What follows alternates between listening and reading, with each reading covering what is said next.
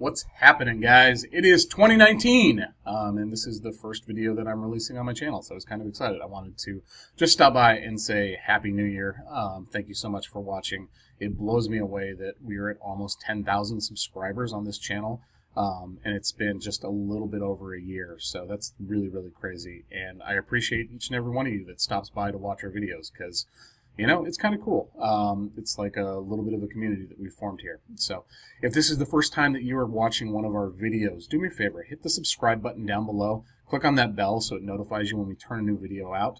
I like to put out videos that are quality, that we spend some time on, and they are a little bit different. And that is entirely what this is right here. So this is probably going to be a little bit more advanced video if you're just getting into merch. That doesn't mean you shouldn't watch it. But it does cover things like branding, Instagram strategy, influencer, all of those things. And we get pretty deep into the conversation at times. So this may be a little confusing or a little bit much for somebody that's just starting out with merch, but I still think it's valuable to watch. So I just wanted to give a little introduction about it and explain what it's all about.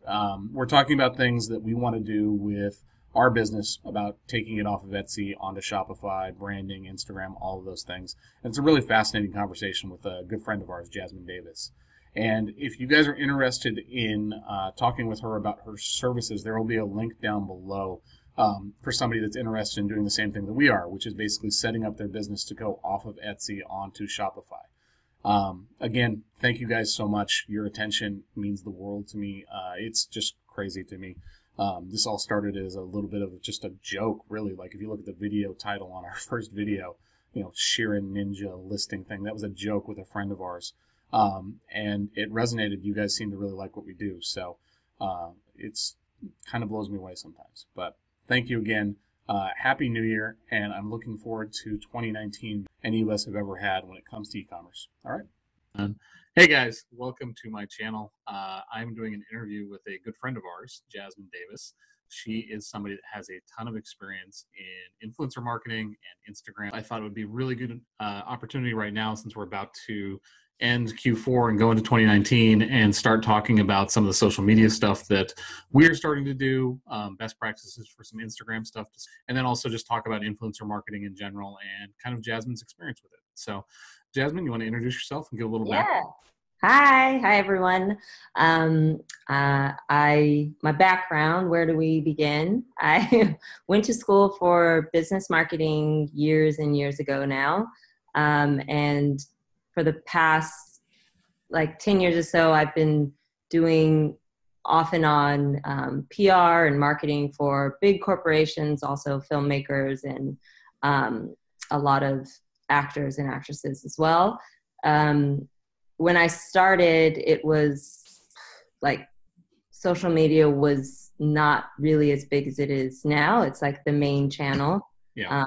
Back in the day when I was doing back in my day when I was doing PR, it was a lot of cold calling, just grunt work, emailing, making the calls, and putting in that real elbow grease to get people to notice you. Yeah. And I think that was the difference between when I did the switch from PR to marketing. My eyes were wide open to understanding that really marketing is what every business needs in order to really get people to jump on board and understand what kind of brand you're building. Sure. I think no matter what type of company you are, you have to be a brand. And that's something I've learned. So yeah, that's what I've been doing. I've been traveling as well and working in other countries, understanding how publicity and marketing works overseas in Australia, and seeing how they work and build businesses. And I think, yeah, I've had a lot of experience working with Coca-Cola, Johnson & Johnson,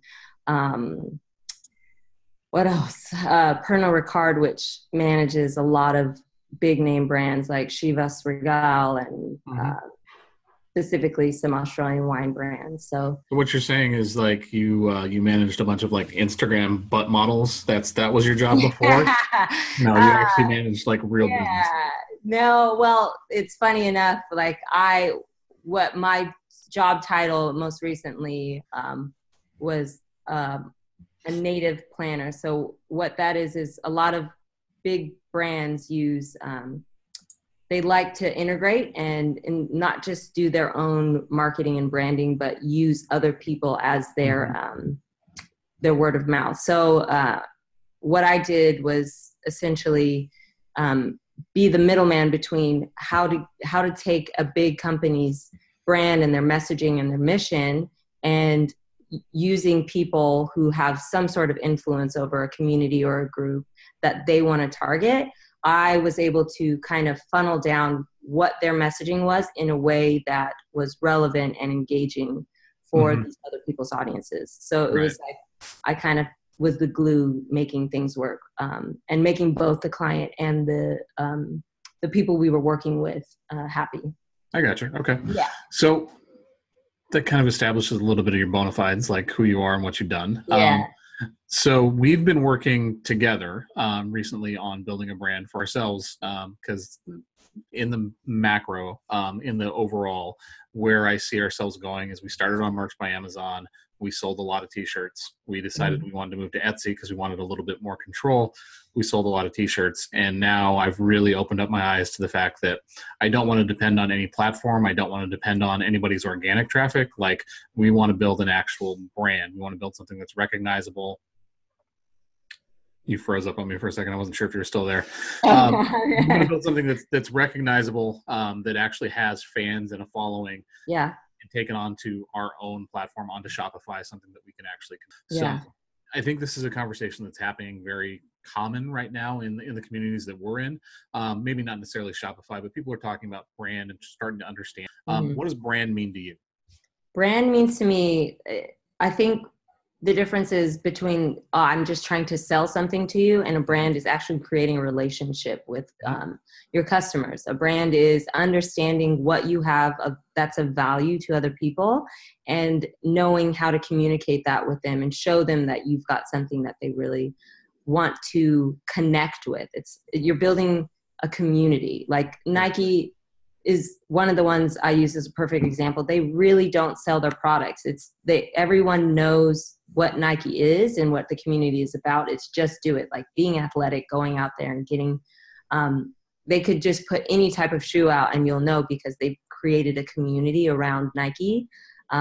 So I just feel like when you're a brand, you've taken ownership of the things that you have that are valuable for other people, and you want to serve that community. So yeah, I see it as more than just making. That's a good way to describe it. It's basically you are creating something that's unique, right? Yeah. Like you're not a commodity. You're not like everybody else. You are something that is unique and has a unique message and a unique relationship 100%. with your audience. Yeah. And I think this is kind of where, going back to where we are right now, like that's one of the things that really motivated us to get started on Etsy. Was on merch, you're faceless. Like you don't have a brand necessarily. Like you can put a brand name. There's no relationship. There's no relationship with the customer. There's no back and forth. And that's where Etsy kind of started that. We have a relationship with our customer. We can start having dialogue. Really, I want to take it to the next level and take it off of there. And so that's why we started talking with you. It was kind of lucky circumstance, I guess. Good timing, because Jasmine decided that she was tired of her 9 to 5 and she wanted to get back into this, and this is where her experience is. Yeah. So you're helping us to start developing a brand and start developing, audiences, which is to me the most important part of it, right? Like we want to have an audience, people that we interact with. I don't want to advertise to faceless people. Because faceless people, it's not targeted. We're not going to be able to convert well on a lot of money for not great returns. Yeah. So on where we're starting just at the beginning is basically at Instagram. I think that's something that a lot of people are talking about right now. Like in terms of Instagram, what do you see as the platform? What are the strengths of it? Like, why should we be starting on Instagram versus other things? I think the strengths are, especially because you're such a product-based company that, and you're trying to build that type of brand. Instagram is very much about aesthetics and getting people to see quickly what you're about without having to really do too much investigative work. And I think Instagram is so accessible for a lot of people, and you can reach. It's getting to the point where it's almost on par with Facebook in terms of being able to scale and maximize the most out of it. But as a platform in general, it's very much about the aesthetics and what things look like. And with a product-based company, you really want to just be able to show something quickly and get people to understand what it is without really having to go to a website or go to a blog or have to search through everything. It's everything neatly packaged in one spot. And people's attention spans are like 5 seconds at the moment. So I think Instagram is a great way to meet people where they're already hanging out. Everything is mobile, portable, and not a lot of people are going out of their way to go find things. So a lot of businesses and brands are having to go to the people where they already are. And I think Instagram is one of the perfect places to meet people and show them what you're about. So as a platform, I think it's a great space. Right. And concurrently, we're working on Facebook also, because I think you described it really, really well in terms of why we're using Instagram and Facebook. Why are we starting to build stuff on Facebook also? Well, Facebook so a lot of people think you need to just funnel and focus on one thing. And for some people that works really well. But I think if you want to be really well-rounded and have people understand you as a full brand, there's layers to that. And Instagram is where you're going to capture a lot of people's attention, but Facebook is where people are going to really connect and build the community around your brand. And that's specifically for what you guys are trying to do. So it could be different for other people. They may want to start the community on Facebook first, but what I see Facebook as is a place for everyone who you're building this community of people that understand what your brand is about to connect and grow and be advocates for you. And essentially, it's a double layer in that sometimes it can act as this is where people go to find more information about what it is you guys are really about and what you guys have to offer, what you stand for, and what you can really bring as a whole in terms of a brand. Right. I feel I like the way you described it too. It's the place where the conversation happens. Yeah. Because like Instagram, even though they've added threaded replies, it's still really difficult to pick up a conversation in the comments, especially when they're really active comments. Whereas Facebook, it's much easier to keep track of things, follow along, come in at any point during the day and see what's going on. And and with the new Instagram algorithms as well, it's like you're getting every 5 seconds there's a new post coming in, and you're not able to take the time and space to like slow down and actually go back. The way that the program is designed, they don't make it easy for you to go in and out and have conversations. And yes, you can tag people in comments, but people forget like really quickly. Whereas in Facebook, you can actually have those conversations, build like a private or a public page and let people really ingest what it is that's happening in your community, and have longer form conversations like Instagram. Yeah, it's that interaction, the touch and feel. Like it's so much more on Facebook. As much as Facebook drives me nuts sometimes. I know. People, it's still just there's a huge segment of the population that are on Facebook. I mean, there's like 900. I honestly. Probably 1 billion people are on Facebook at this point. Mark Zuckerberg has done something right. That's all I can say. Right. Yeah, exactly. Yeah. So coming back to Instagram, if you were just starting out an Instagram account today for like a brand new brand, what would be a couple tips in terms of like, what should people be focusing on? What should they be thinking about aesthetic wise? Should there be a particular style of posting or whatever specific brand, or how would you go about starting it? Right. Like, I think the first place to start is to say, what story am I trying to tell? Like, that's the very first thing. If you don't know what your story is, you're really just going to be, people can read right through that. If you're not trying to connect with people, I think it's all about branding is really another word for storytelling. So if you're not sure what your brand is, the first thing you should be asking yourself is, what story am I trying to tell? What is it that I want my audience and my hopefully customers eventually to understand about the brand that I'm building? And I think that's bigger than just what products I'm selling. So if you're starting out, that's the very first question I think you need to ask yourself is, what's the story I'm trying to tell? And then once you get a hold of that, I think it's a good place to kind of go through Instagram as a customer, as a consumer, and see what things you're attracted to and what you like. Take notes on that and see, okay, what is it that they're doing? What's the aesthetic? What really caught my attention in that? And is this something that I feel like my brand is worth, or my brand can do as well, or it fits what I'm trying to say? Right. And then, once you do that, it becomes a lot easier when you have that kind of structure to know what's my story, and seeing how other people are doing it. You don't want to copy them, but you can be inspired by others, I think. And going through and seeing that really helps you get an idea. One of the things that you really helped us to understand too is like the use of hashtags in terms of determining what your audience is and what your audience is into, right? So like when you help design what your brand is, or figure out what your brand is, and figure out some of the hashtags that really align with create your own.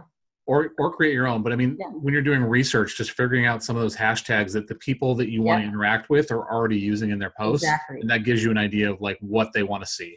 And that kind of stems down from what your story is who is your audience? The next part of that is who's your audience? Who are you trying to talk to, and where are they hanging out?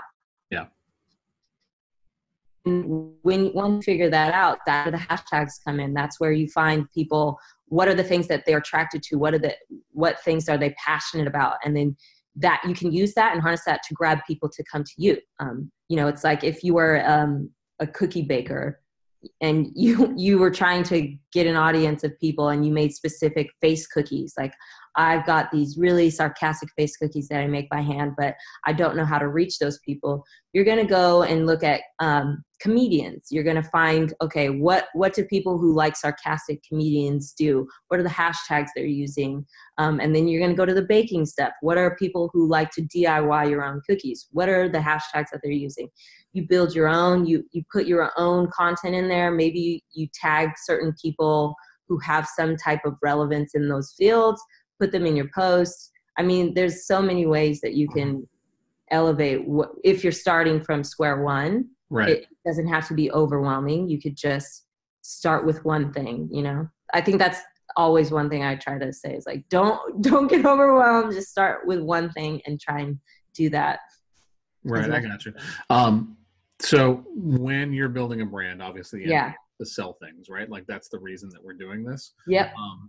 Where do you think it's appropriate to start having those conversations? Like, how long should somebody wait? How many, like, just as a guideline, because I know people are going to ask, like, okay, well, how many posts should I have on my account? How long? You know what I mean? Look, what I told you guys before too was you don't have to have like 500 posts up before you really feel like you got to jump in and say, okay, now it's okay. I think if you can have 1 or 2 swipes, if somebody was to come to your page, this is the thing, you have to offer value to people. And if you've only got 3 or 4 posts and then you're trying to get people to come, yes, they're going to come there, but what are they going to get from you? Why should they follow you? How do they know that you're worth following? What are you going to give them? So I always tell people, if you're starting out, build a little bit, put at least, 2 or 3 swipes of photos that people can, if they go to your page, go 1, 2, 3, see some photos, get the idea of the aesthetic that you're giving across, understand what your bio, what you're trying to say in like 5 seconds. Again, attention spans are so short. So it's like, if you can have that, then I think that's a good place to start before you really start trying to push your own brand out there. Right. I gotcha. Okay.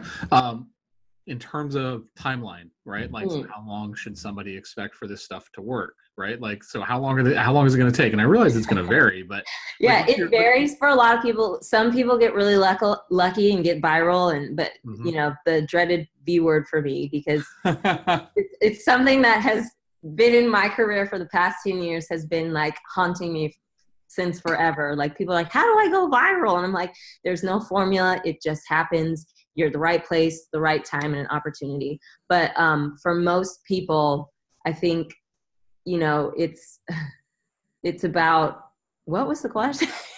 Like, how long how long it's going to take some time. And I tell people it depends on how much effort you really want to put into something. If you're going to, if you don't want to put in the real elbow grease and grunt work, it could take longer. But some people it could. I'd like to say, hopefully you start seeing results if you're working at it every day, doing what you're told.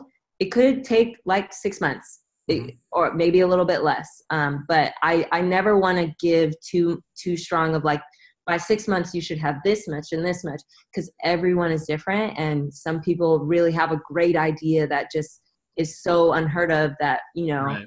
causes someone to explode. But what I say is that it really is about the effort that you put into it and the elbow grease that goes into making sure if you do the actual work, it will start to pay off.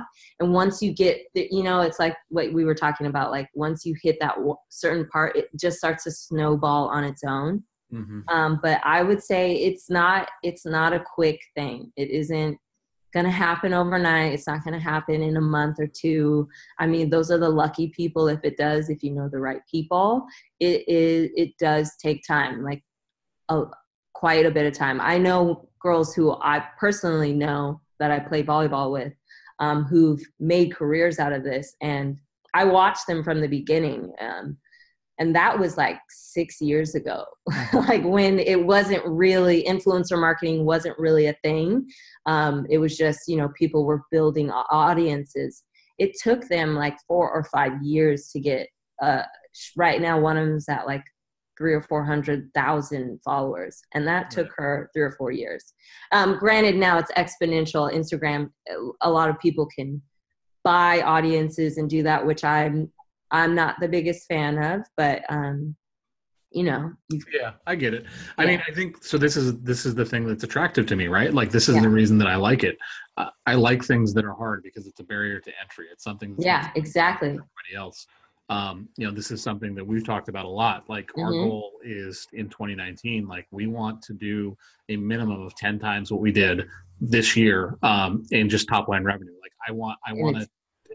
And the only way we're going to do that is by not depending on organic traffic, not hoping and praying that we're going to have stuff end up and see our stuff. Like we need to build an audience and we need to really start to aggressively go after growth. Yeah.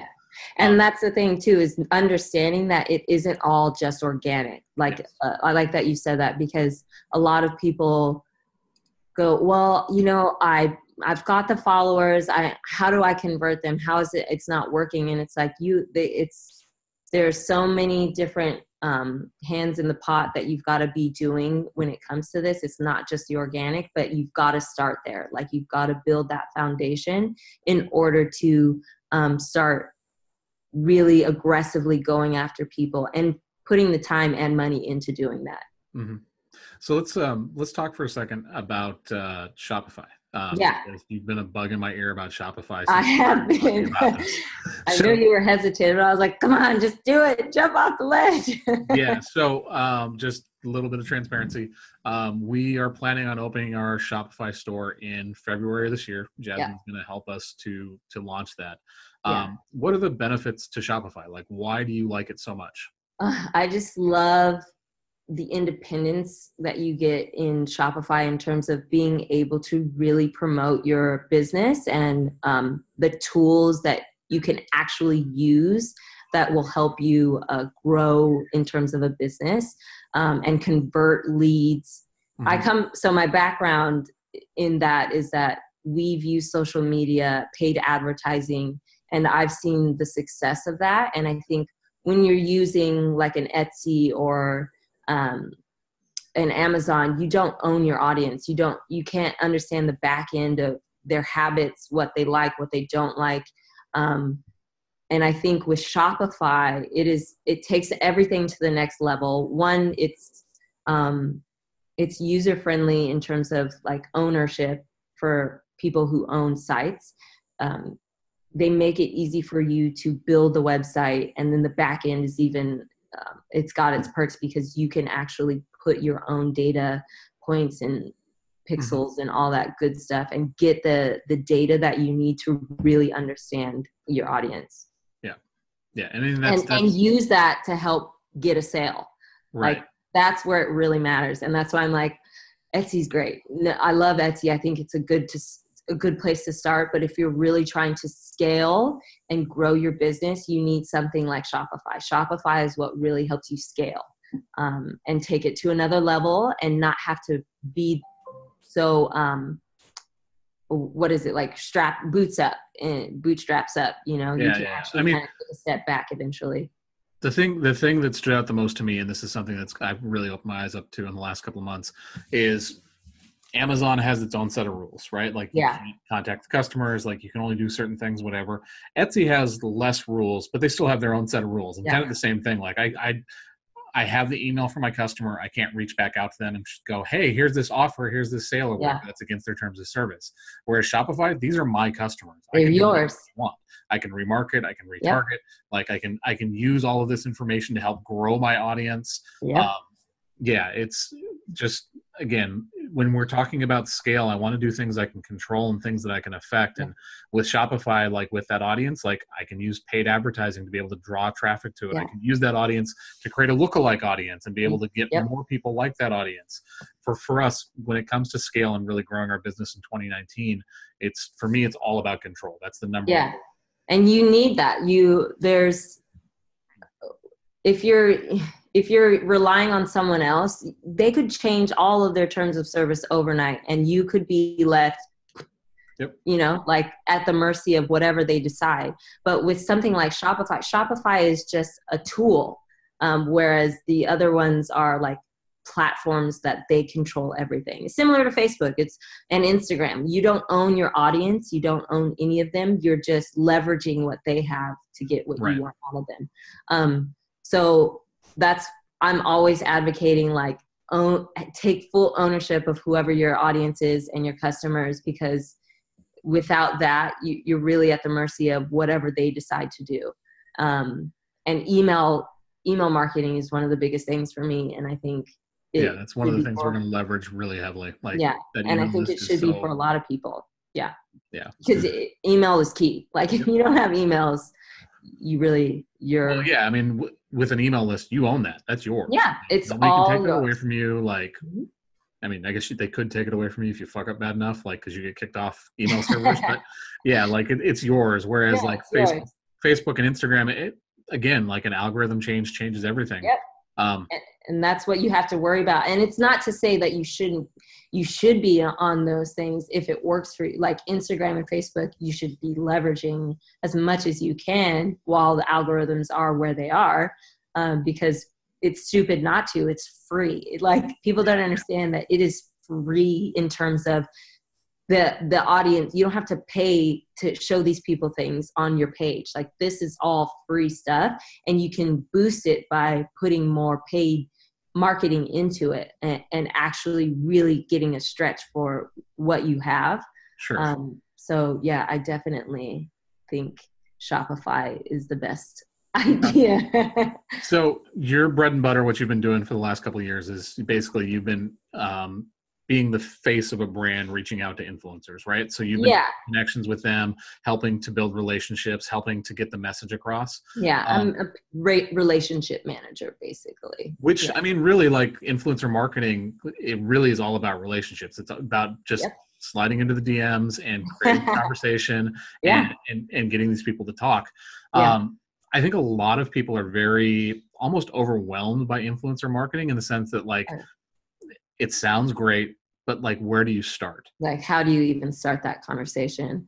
I think in small bites, you know, everyone wants to have Oprah or Ellen or someone, you know, be there. But the thing you also have to remember is with influencers, just start with small communities. Like, it doesn't have to be someone with 100,000 followers. Sometimes it's better to start smaller, because those are people who will actually really be able to be advocates for your brand. I like to consider influencer marketing. So how we used to do it is there are levels of influencers that you can have to a brand. You know, there's the advocates, which are a lot smaller groups, but they're they are literally going to be the people, your neighbor's friends. They maybe have 500 followers, but if you give them something in exchange for them posting or whatever it is, they're gonna go to bat and then tell all of their friends, and the credibility is a lot stronger than someone with 100,000 followers, because there's already a thought in your mind, oh, well, they're getting paid for this, so how much do they really like it? So I think have a mix, have a dream wish list of people, that the top 100 million follower people that you really want, and then scale down and look in your own group of friends, in your own group of friends, and see who are people in here that really have engaged people in their audience, and how can I reach out to them? Just build that list, and then write, like, what is it that you want them to do? What would you like to see happen? Yeah. And just have a conversation. And it seems scary, but start small. Start with your friends of friends. Have a conversation and see how they feel about it. Yep. I think part of it too is obviously you need to be interacting, right? Like you need Oh my God, yeah. Like commenting on the pages, like make sure, and this is something I talk about in the Facebook groups too. Like if you want to have a conversation with me, or you want to have a conversation with any of like RJ or any of the other thought leaders in the merch community, like you need to be in the groups commenting. Like I need to notice you before I'm going to actually see your DM come across and go, oh, I know that person. What does he actually want? Exactly. Otherwise you're just a faceless person that like they're just going to go right past. Look, this is a Maya Angelou quote, but you can't go through life with 2 mitts in the hand. You got to be able to give back. And so I think it's a two-way street. You can't just expect everyone to give you something without giving in return, or being a part of the conversation. It's like, I can reach out to Oprah, but like if I haven't stalked her every day for a year, she's not going to notice, stuff like, or what's the point of wanting to do something if you're not really a part of that community, if you're not someone who's already involved in the conversation? I think that's important too, right? Authenticity matters. Authenticity really, really matters. So like if you're looking to start a brand, like don't just pick something because it's hot or it's something that like that people sell a lot of stuff in. Like pick something that you're already passionate about and you believe in, that you have a connection with, because you're gonna have a lot easier time interfacing with the community, understanding the community, and then being able to build a brand that represents the community. And that's the thing too, is people, working with influencers, I mean, the number one thing, because we would have a huge marketing budget and be working with influencers and offering them a lot to work with us, with my clients and stuff. And, some of them would turn us down, and that's because they understood that it didn't fit what their brand was. Right. And so you also have to understand going into it is that, you're a brand, and you've got to know what is and isn't going to work for you. You've got to be authentic. You've got to know, okay, well, these are the people I want. These are people who I know are really going to like what I'm doing. And this is the audience that's really, if you don't have anything to connect with, people can smell it from a mile away. Like influencers would email us back and say, I can't do that because as soon as I post something about this, they know I don't do it. They get on me. They'll comment and say, oh, that's a bunch of BS. It's not real. And so you've got to be authentic. You have to know what's going to work for you and something that you really are passionate and connect with. Right. Yeah. Okay. I think that's a really good place for us to go ahead and stop here, because we've thrown a lot at people. Yeah, I know. They're like, what? Yeah. I know we're going to get a lot of questions. But I think this is a good conversation to have, because I think this is the conversation that I want to be having more often. Largely my channel right now is based on merch, Amazon, some Etsy stuff. Yeah. But we're going to start talking a lot more about like bigger picture stuff, because I think that Amazon's great. It's like training wheels, right? Like it's a good place to start. Etsy's, you take the training wheels off and you get to ride your bike around a little bit, and now you're getting out a motorbike a little bit, but it's not that big a deal. Like we're going out on the highway right now and trying to fix my trucks. And that's the conversation I want to have, because realistically, like I want to have some impact on people this year, and I want other people to open their eyes to the fact that like this is a great opportunity to really do some things. And if you're unhappy with where you're at in your business, in your life, or whatever, don't settle for being average. Like, don't be afraid to go out and go after the thing that you want. Yeah, I agree. So if anybody has any questions for Jasmine, where can they reach you? Well, you are happy. I'm glad that you said that, because you can reach me actually on my website. It's jmonetart.com. I love being able to help people. So not there. I'm also on Instagram at jazz_with 3 Z's Had to be different. Someone took the one with 2. So yeah. And Jasmine is she is looking to start taking on clients pretty soon. She's a good friend of ours. Like, we've known Jasmine for years, and honestly, like, I wish I would have reached out to Jasmine sooner, because I knew she kind of knew this shit, but I didn't know that, like, she knew her shit. Like, I knew my shit. We've had some really good conversations. I'm very, very excited for 2019. Me too. I'll include links down below where you can reach her. She's a great reference, and she is somebody that is more than willing to talk about any of this stuff with you guys. If you have questions, I love this stuff. Yeah, exactly. We'll have Jasmine on again as we're going through the process, as we're doing things, just kind of having updates. And I'm trying to tell her that she needs to start kind of her own YouTube channel, because, like I said, Jasmine really knows her stuff, and she's entertaining. Also, massively talented artist, like massively talented artist. So that's one of the. If you follow her on Instagram, you'll see some really cool shit. Thanks, Matt. Right. Thank you, guys. If this is the first time you're on my channel, do me a favor and hit that subscribe button down below. And then also hit the bell, because you'll get notified whenever we do a video. If you have any questions for me, leave them in the comments, and we'll be doing more videos soon. Thanks. Thanks.